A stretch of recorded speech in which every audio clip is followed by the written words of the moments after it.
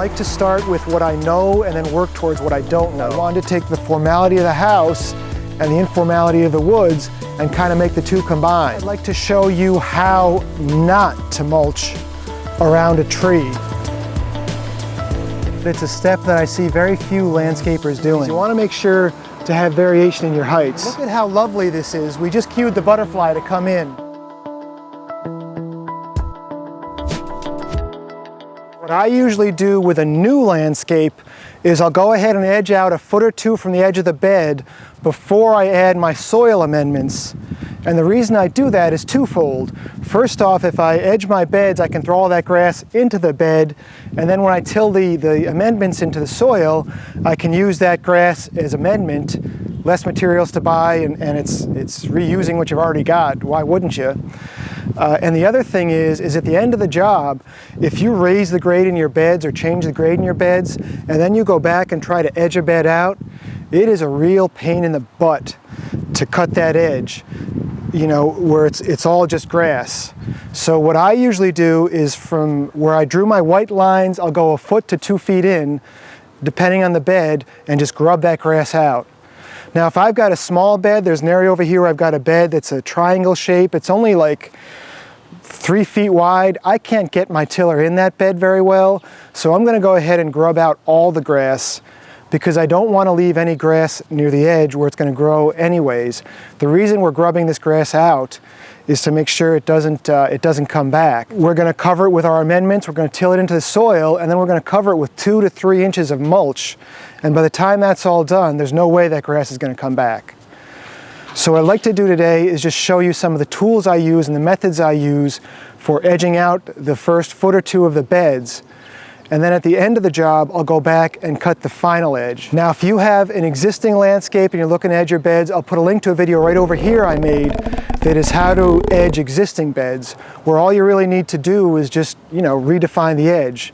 Today, what we're looking to do is just take a whole swath out of the edge and then cut a nice fine detailed edge at the end. And also, if you're ever tweaking your garden beds, you know, if you're making them bigger or whatever, you know, you can use any of the methods I'm about to show you to make those beds larger as well. There's a whole bunch of different ways that you can edge out the grass on the edge of your beds without doing that final edge. And we're going to just start on the least expensive and least complex and work our way up. And the first thing you can do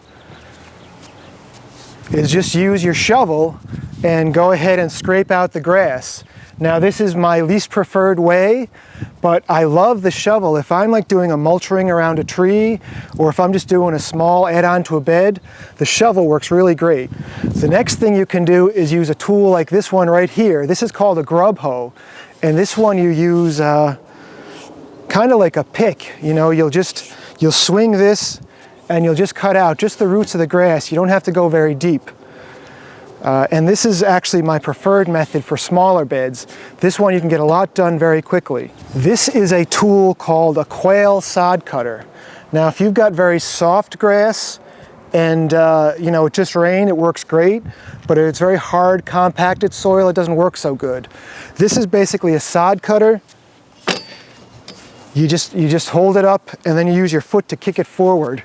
It works great for smaller beds, but for a larger bed, you really don't want to mess with that.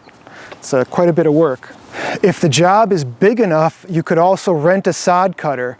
And I've only rent a sod cutter maybe once a year because I usually, by the time I go rent the machine and bring it back, even though it might be more work using the other ways, it's actually less time intensive for me. And it takes like an hour to go to the rental center, an hour to come back. Heaven forbid the machine doesn't work. So I honestly try to rent the sod cutter as little as possible, but a sod cutter certainly is an option. And then the final way you can do it, which I just learned yesterday, is I'll actually take my Dingo, and I have an 18-inch auger. So I'll take this auger and I'll actually just spin it just a little bit around the edge of the bed, just enough to rip that grass up. And then once the grass is ripped up, I can go ahead and use my Grub Hoe to grub it out. And I did just want to show you one other tool. This is a tool which we call a pitchfork, but it's not like a pitchfork for turning piles. It's got finer tines, they're a little closer together. It's a fairly lightweight tool.